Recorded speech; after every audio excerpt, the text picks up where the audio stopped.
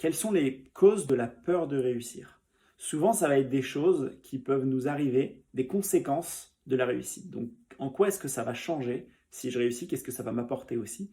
Et du coup, là, il peut y avoir des choses qu'on ne veut pas. Et donc ça va être des causes de la peur de réussir. Je vais te donner deux exemples.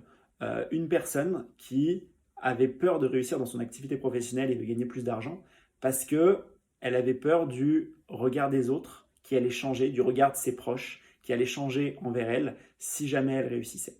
Et donc, cette personne, évidemment, elle s'auto-sabotait pour réussir parce qu'elle ne voulait pas non plus se faire rejeter par sa famille.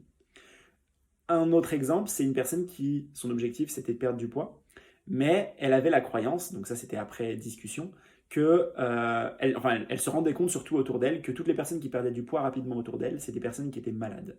Donc inconsciemment, il y avait l'association perdre du poids, tu vas être malade, donc je veux pas perdre du poids.